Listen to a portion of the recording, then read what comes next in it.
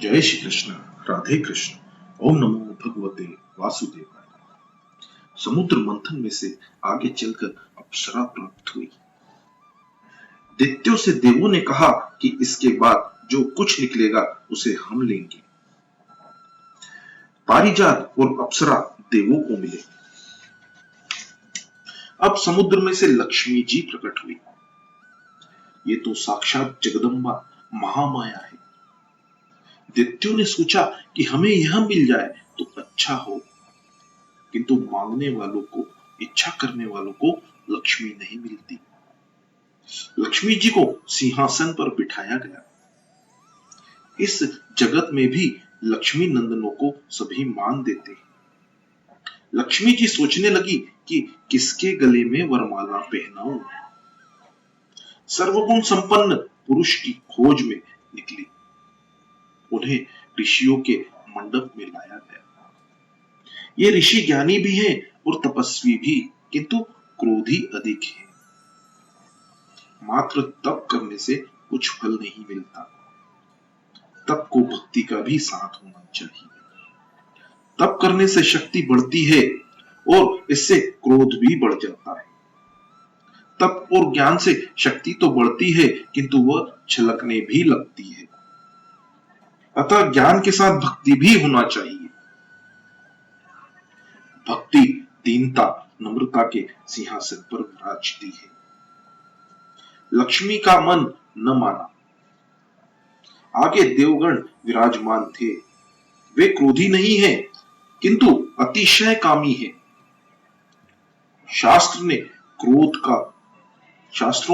क्रोध का लाल, लोभ का पीला और काम का रंग काला बताया गया है। देव महान होते हुए भी कामी है, अतः वे आगे चली गई। आगे बैठे थे परशुराम जी। वे जितेंद्रिय हैं, कामी और क्रोधी नहीं हैं, किंतु निष्ठुर हैं। क्षत्रियों के छोटे बालकों को भी मारते हैं, अतः मुझे पसंद नहीं है। आगे मार्कंडेय मुनि बैठे थे। वे सुंदर भी हैं और दीर्घायुषी भी हैं, किंतु भरी सभा में आंखें मूंद कर बैठे हैं।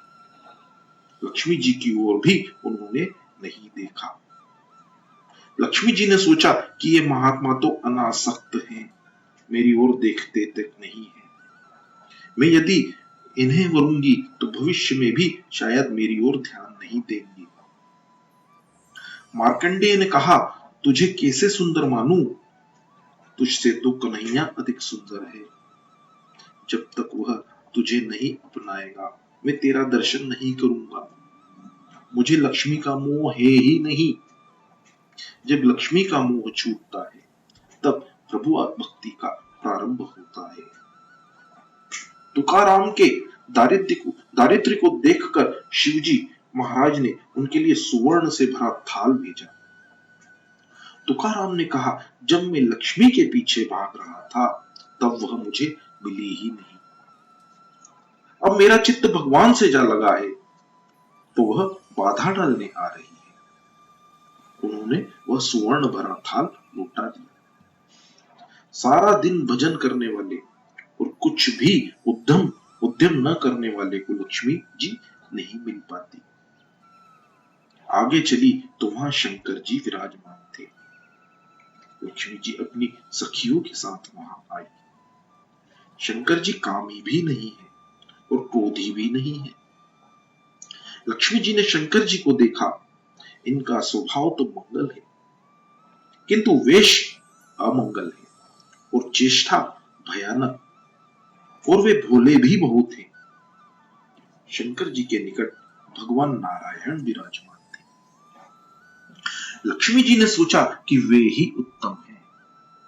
जिसका हृदय कोमल और मृदु होता है उसी के पास लक्ष्मी जी आती है। उन्होंने नारायण को वरमाला पहना दी। लक्ष्मी नारायण की जय हो। अब तक नारायण की दृष्टि धरती की ओर ही थी। लक्ष्मी जी ने उन्हें वरमाला पहनाई तो वे इधर उधर देखने लगे। जिसके पास लक्ष्मी हो उसे आसपास भी देखना चाहिए। सामान्यतः धन मिलने के बाद लोग चारों ओर नहीं देखते हैं। मैं, मेरी पत्नी और पुत्र, बस। यह ठीक नहीं है। धनवानों को चारों ओर देखकर सभी दीन दुखी का दुख दूर करना चाहिए। समुद्र मंथन का काम आगे चलने लगा। दैत्यों ने सोचा कि एक बार घोड़ा पाया और सभी कुछ देवताओं को मिल गया। अब तो जो कुछ निकलेगा वह हम ही लेंगे। इस बार मदिरा निकली। दैत्यों को मदिरा मिल गई। पियो, बस पियो। मंथन आगे चला तो भगवान धन्वंतरी अमृत कुंभ लेकर प्रकट हुए। दैत्यों ने वह घड़ा छीन लिया तो देवगण दुख के मारे भगवान की शरण में गए। तो भगवान ने कहा, अब शक्ति नहीं युक्ति से काम लेना होगा। जिस दैत्य के हाथ में सबसे पहले अमृत कुंभ आया था वह कहने लगा कि वही पहले पिएगा। उसके बड़े भाई ने कहा कि मैं पहले पीऊंगा और फिर सभी दैत्य इस बात को लेकर एक दूसरे से झगड़ने लगे। आपसी झगड़े के कारण उन्हें अमृत मिल नहीं पाया। जिसके घर में इन दैत्यों की भांति ग्रह कलेश होने लगता है उसके घर में से किसी को भी ज्ञान अमृत और भक्ति अमृत नहीं मिल पाता। झगड़ते हुए दैत्यों के समूह के बीच भगवान मोहिनी का रूप लेकर प्रकट हुए। मोहिनी का सौंदर्य देखकर दैत्य चकरा गए। आहा, क्या सौंदर्य है। मोहिनी मोह का ही स्वरूप है। जो मोहिनी में आसक्त है उसे अमृत नहीं मिलता।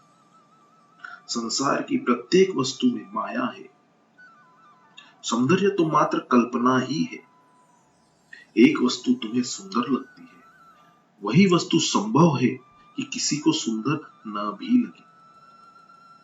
सौंदर्य आंखों में है, वस्तु में मनुष्य ही सौंदर्य का आरोपण करता है। सुंदर तो एकमात्र कृष्ण ही है।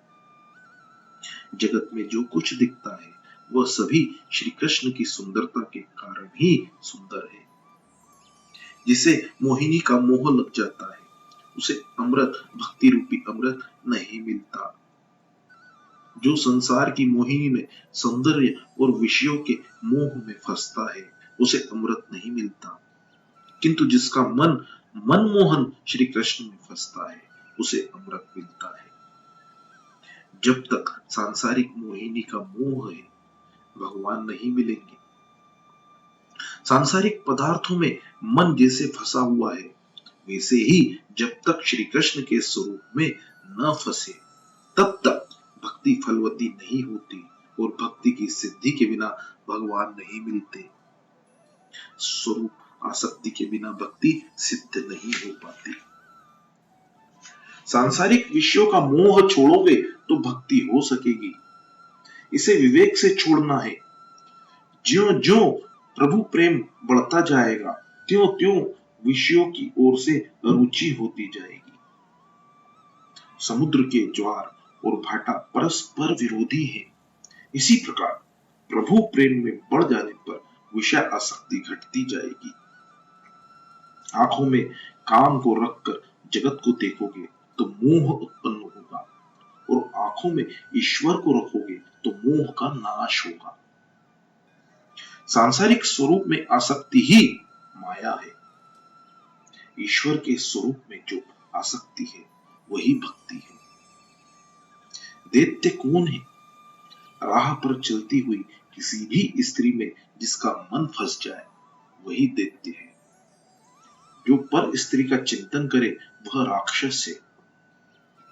कामातुर दैत्यों ने मोहिनी को घेर लिया और पूछने लगे, देवी तुम कहां से आई हो? तुम्हारा गांव कौन सा है? तुम्हारा विवाह हो गया है या नहीं? मोहिनी की माया में दैत्य सुध बुध खो बैठे थे। भगवान सोच रहे थे कि इन दैत्यों को अमृत न देने में ही कल्याण है। यदि इन्हें मिलेगा तो वे अमरता प्राप्त करके अभिमानी होकर पाप अधिक करेंगे। मोहिनी ने हंसते हुए कहा, मैं तो आपके कल्याण के लिए आई हूं। मेरा कोई एक घर नहीं है, मेरे तो कई घर हैं। जो भी पुरुष मुझसे प्रेम करता है, मैं उसके घर जाती हूँ। मैं तुकाराम के घर भी जाती हूँ और नरसिंह मेहता के घर भी। वैष्णव के जितने भी घर हैं, सभी ठाकुर जी के भी हैं। दैत्य मूर्ख थे, अतः मोहिनी के वचनों का गूढ़ार्थ समझ न सके। जिस दैत्य के हाथ में अमृत कुंभ था, वह ललचाई आंखों से मोहिनी की ओर देख रहा था। उसने कहा, मैं यह कुंभ तुम्हें भेंट करता हूं। उसने सोचा कि इससे प्रसन्न होकर मोहिनी उसके घर आएगी। मोहिनी ने उससे पूछा, इस घड़े में क्या है? तो उसने कहा कि अमृत है। सौंदर्य किसी जड़ वस्तु में नहीं है। जिसे देखने से विकार जागे, वह सौंदर्य ही नहीं है। दैत्य ने वह घड़ा मोहिनी के हाथ में दे दिया और बोला, देवी जी बांटेंगी और हम सभी शांति से पिएंगे। हाथ जोड़कर बैठेंगे, झगड़ा नहीं करेंगे। मोहिनी देवी ने देव और दानवों को अलग अलग दो पंक्तियों में बिठाया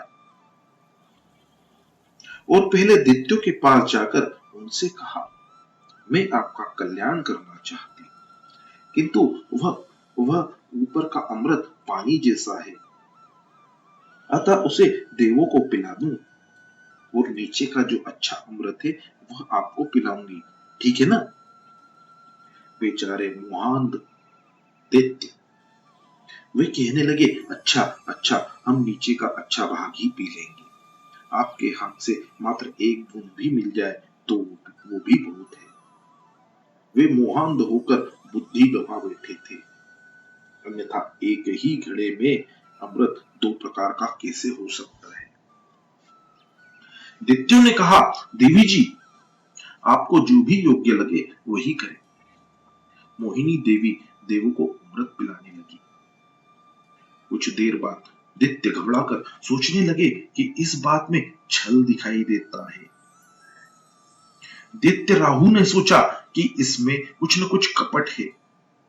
इस नारी का विश्वास करके हमने बहुत बड़ी भूल की है। ऐसा सोचता हुआ वह देव पक्ष में जा बैठा कि जिससे उसका अपना भाग गंवाना न पड़े। राहु देवों की पंक्ति में सूर्य और चंद्र के बीच में बैठ गया। मोहिनी देवी जान गई कि वह दैत्य है, किंतु पंक्ति भेद न करने के हेतु से राहु को भी अमृत दिया। भोजन में विषमता कभी मत करो। जो पंक्ति भेद करता है उसे संग्रहणी नामक रोग लग जाता है। जब तक पूर्व जन्म का पुण्य बलवान है, पाप का फल नहीं मिलता। यह भी तो सोचो, जब इंद्र आदि देवों को अमृत मिल रहा था, तब राहु वहां नहीं आया, किंतु जब सूर्य चंद्र को अमृत मिल रहा था तो वह वहां आ पहुंचा। मन का स्वामी चंद्र है, चंद्र मन का स्वरूप है। बुद्धि का स्वामी सूर्य है, सूर्य बुद्धि का स्वरूप है। हाथों से, जीभ से मनुष्य भक्ति करता है, तब विषय रूपी राहु बाधा डालने नहीं आता है, किंतु जब मनुष्य मन से, बुद्धि से ईश्वर का ध्यान करने में लगता है तो विषय रूपी राहु बाधा डालने आ धमकता है। मन बुद्धि को ईश्वर के ध्यान में लगाया नहीं कि राहु को आया हुआ समझो। मन और बुद्धि को जो भक्ति रूपी अमृत मिलता है वह विषय रूपी राहु से देखा नहीं जाता, अतः विषय रूपी राहु विघ्न डालने आ जाता है। इस विषय राहु को ज्ञान चक्र से नष्ट कर दो। राहु ने अमृत पीना शुरू ही किया था कि भगवान ने सुदर्शन चक्र चलाकर उसका सिर उड़ा दिया। अर्थात सुदर्शन चक्र, ज्ञान रूपी सुदर्शन चक्र से विषय रूपी राहु का नाश किया जाए, किंतु मात्र ज्ञान और बुद्धि से विषय रूपी राहु मरता नहीं है। ज्ञान और बुद्धि का अधिक विश्वास मत करो। अकेले ज्ञान से भी कुछ भी नहीं हो सकता, क्योंकि राहु वैसे तो अमर है। जब तक कोई सच्चे संत की कृपा नहीं मिल पाती, विषय राहु नहीं मरता। मात्र ज्ञान से विषयों का नाश नहीं हो पाता। ईश्वर के अनुग्रह से ही मन निर्विषयी होता है। भगवान की कृपा के बिना मन निर्विषयी नहीं हो सकता। ज्ञान का आश्रय लेकर भी अति दीन बनोगे तो परमात्मा कृपा करके विषय राहु को मारेंगे। मात्र ज्ञान से ही निर्विषयता नहीं हो पाती, ईश्वर की कृपा से निर्विषयता आती है। परमात्मा की कृपा और साक्षात्कार से ही विषय आसक्ति और विषय अनुरागिता में से मन निर्वृत्त हो पाता है। दैत्य भगवान से विमुक्त थे, अतः उन्हें अमृत नहीं मिला। संसार की मोहिनी में फंस जाओगे तो भक्ति रूपी अमृत कभी न मिलेगा। मोहिनी देवी ने सारा अमृत देवों को पिला दिया और घड़ा दैत्यों के सामने रख दिया। दैत्यों ने चिल्लाना शुरू कर दिया, कपट कपट, विष्णु तुम साड़ी पहनकर आए, तुम्हें लाज भी न आई। देव और दानवों के बीच भयानक युद्ध हुआ। दैत्य पराजित हो गए।